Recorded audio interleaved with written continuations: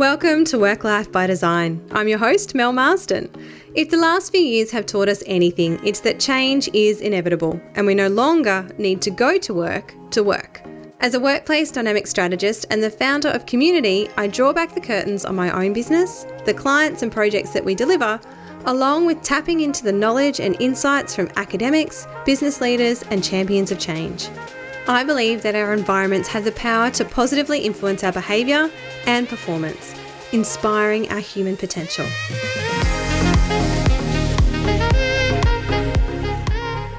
Hello, and welcome back to another episode of Work Life by Design. Now, if you have been an avid listener for the last few weeks, you will know that the Workplace Dynamics Blueprint program was in launch mode in this past week, but the doors now are officially closed. So I want to say thank you for coming along and joining me on this journey. As I went through the launch week, we did a daily live over on all the socials.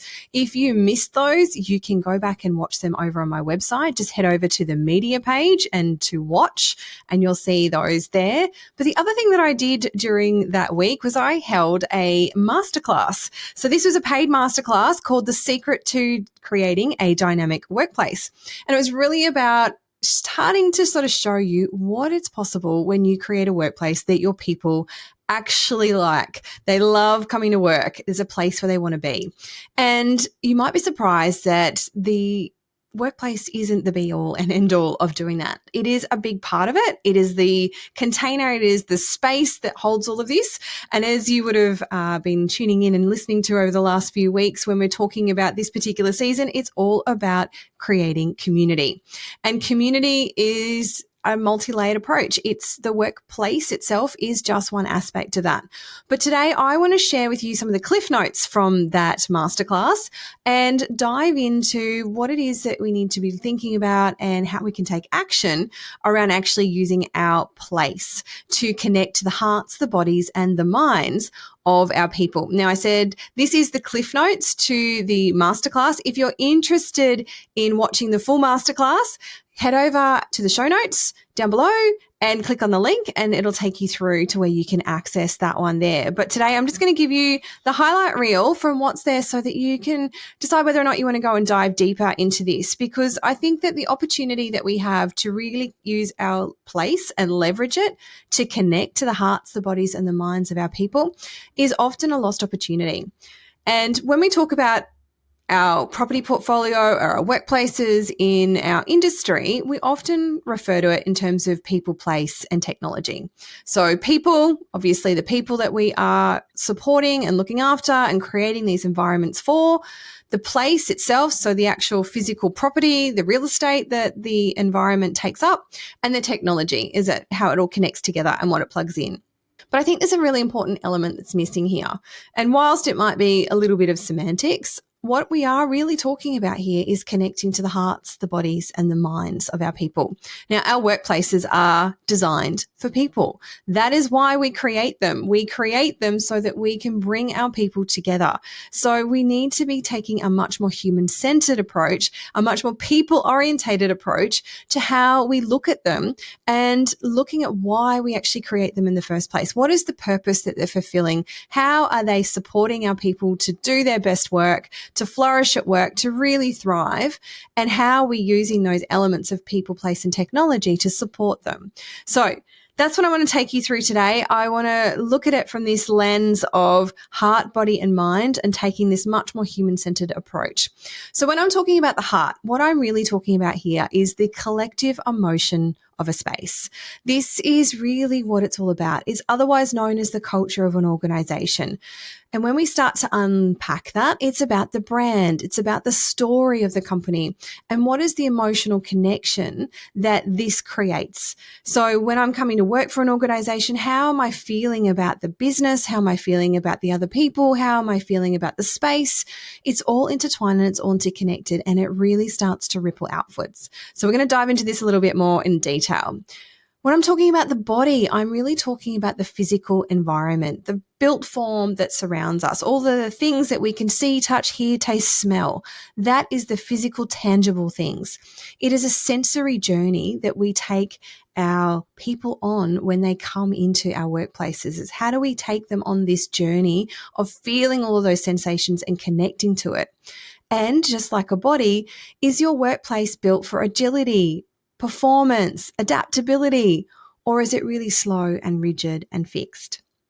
And when I'm talking about the mind, what I'm really talking about here is the technology.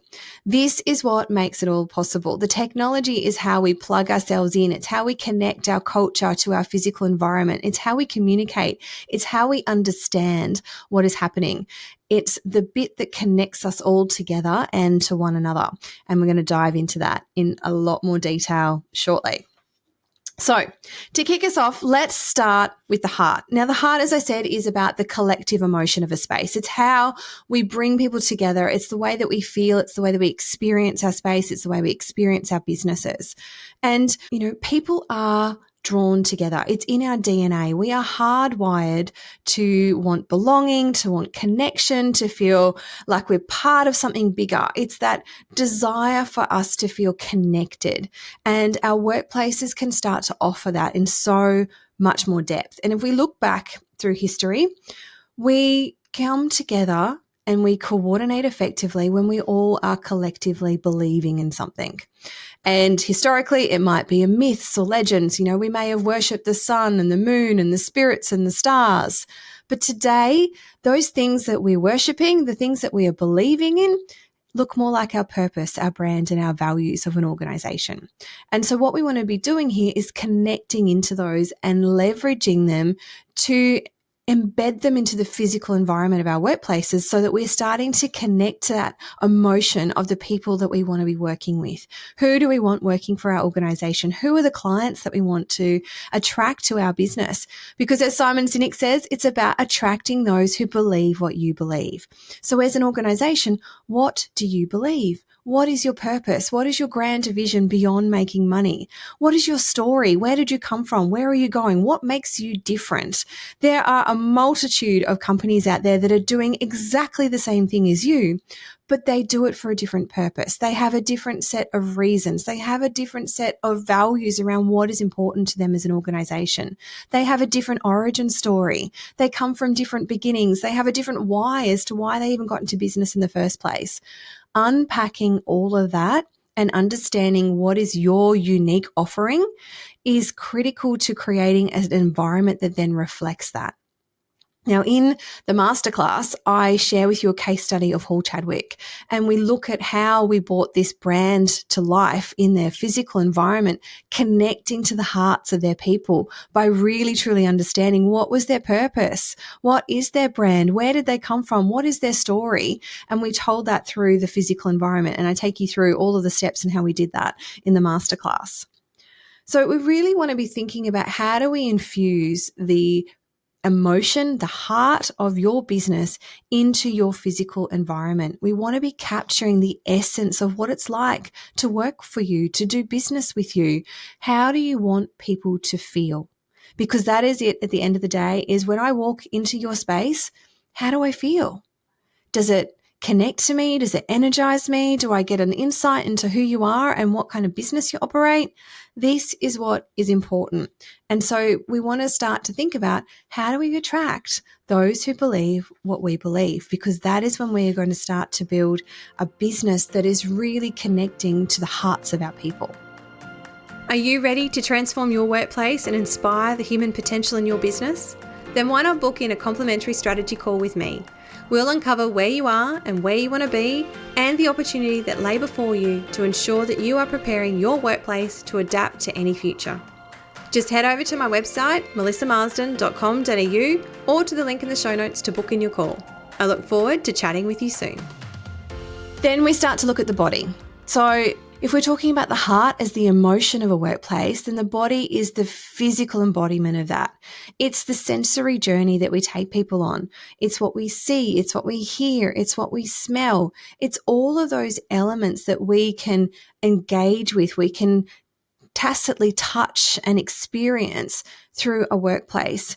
And we want to think about it. As I said earlier, are we built for agility and performance? Are we flexible? Are we adaptable? Is it easy for me as a user to reconfigure my space to suit my needs? Am I able to adapt the space to suit what kind of work style I need or the environment that I need at a particular time? Or is your workplace really rigid and fixed and slow?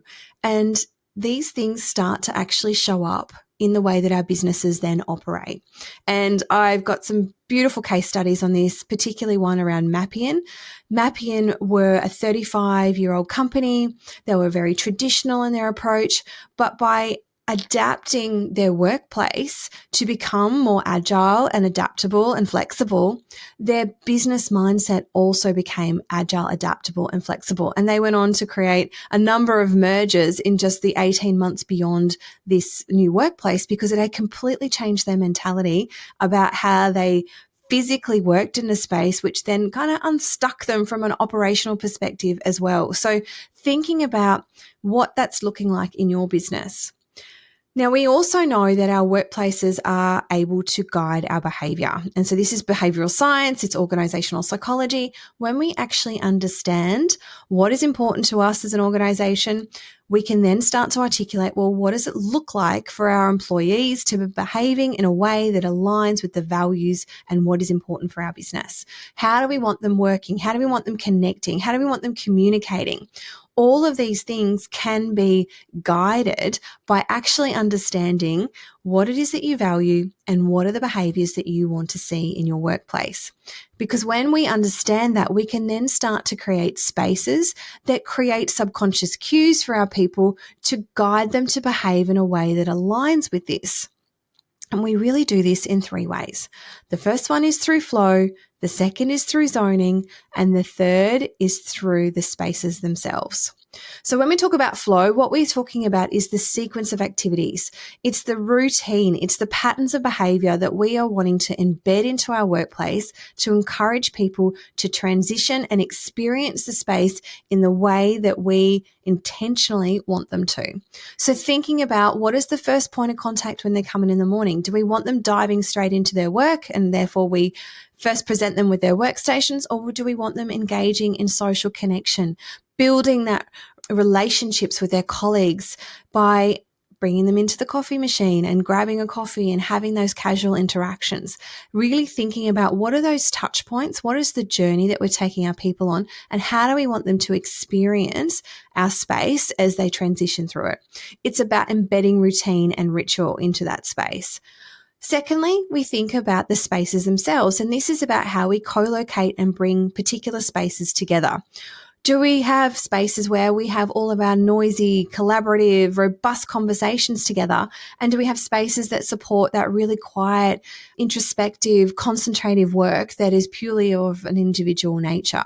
How are we actually using the flow of our space to create delineation and separation of these very different types of activities and co-locating them so that it's really clear this is the kind of behavior that happens in this part of the office and this is the type of behavior that happens in this other half of the office, being really intentional and really clear about that. The other thing that's really important to note here too is thinking about the ratio of these spaces. What am I communicating by showing people that we have lots and lots of workstations, we've got one collaboration desk over there, and there's really nowhere except an office to go and do our quiet, concentrative work? That kind of messaging is a symbol. Those symbols are communicating to your people that we value you to come here and sit at a workstation and do your work. Now, if you've got values that highlight that you want to be collaborative, innovative, that you want to and foster communication, yet that is the setup of your workplace, you are giving your people a very contradictory message because you are telling them by giving them lots of workstations that communication and collaboration and innovation is not a value here because we're not supporting them to be able to engage in the type of activities that they need to by using the type of space that they need to be able to use. So thinking about what are the symbols, and we spoke about this in last week's episode with Meredith Wilson. We talked about what are the symbols? How are we communicating? What are we showing people is important by the way that we set our workplaces up? So that's how we look and think about our body of our workplace. The next one and the final one is the mind. How do we connect the minds of our people in our workplaces? And when we think about it, our mind is really the technology that makes it all possible. It's how we plug ourselves in. It's how we connect into the culture of our organization. It's how we plug the culture into our physical environment. And a lot of technology is really there to simplify our lives. It's to support them in becoming easier, to reduce the amount of friction that exists in our interaction. So if you think about the types of work that you use your technology for and the way that systemization and automation have reduced the amount of steps that you need to do, it is about simplifying the process. We only have to look at ChatGPT and AI here and think about how it is actually alleviating the workload that we need to be doing to make our lives simpler and also to reduce that friction. Now, if we think about this in cognitive terms, when we have a process of work to do, each step in the process is effectively creating an open loop in our brain. And this is contributing to our cognitive load. So the more that we can embrace automation means that there are less steps for us to have to think about because the automation is taking care of them, which means that we're closing out different loops in our brain, which means we're reducing our cognitive load. And when we can reduce our cognitive load, that frees our brain capacity up to be able to engage in other more exciting, innovative, creative tasks, which embody a state of flow. And when we get into a state of flow, we're effectively building new neural pathways because we're allowing our mind to wander, we're immersed in our work, and we're making ourselves smarter. So embracing technology in your workplace is going to be one key factor in enabling you to reduce that cognitive load and really connect to the minds of your people. The other thing that we're doing with our technology is we are using it to provide us with a feedback loop. How can we create more effective workplaces that support our people to be as productive as possible so that they actually experience work in a more joyful state because they're not frustrated and competing with their technology? That it's giving us feedback on how our people are actually utilizing our space so that we can then optimize our real estate costs and create more environments of the types of spaces that people want to use. These are all ways that we can start to utilize feedback and data that we can be collecting from within our workplaces to continue to create places that people want to be because they are supporting them in doing their work effectively, productively, and joyfully. So they are 3 ways that we can start to use our place, our work environment to connect to the hearts, the bodies, and the minds of our people. Now, as I said, this is just the cliff notes from the masterclass that I ran recently called The Secret to Creating a Dynamic Workplace. In that masterclass, I take you far deeper. I give you case studies. I share with you insights into research that you can then start to leverage in your own workplace. I show with you how data and technology can start to actually unlock those opportunities in your workplace and what the value of actually investing in that is going to be in terms of the feedback that you're going to get and the opportunity that you are going to then unlock within your workplace. So if you're interested in watching the full masterclass, head down to the show notes and click the link there and you'll be able to go through and access that one.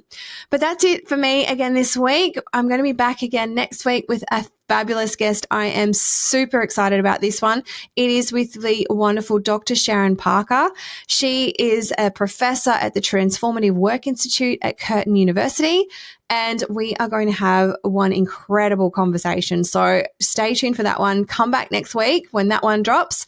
You are going to love what she's got to share about how we can start to create smart work environments that really enhance the performance of our people by making them more productive by connecting in with their own sense of autonomy. So tune in next week. But until then, have a beautiful week and I look forward to seeing you here again next week.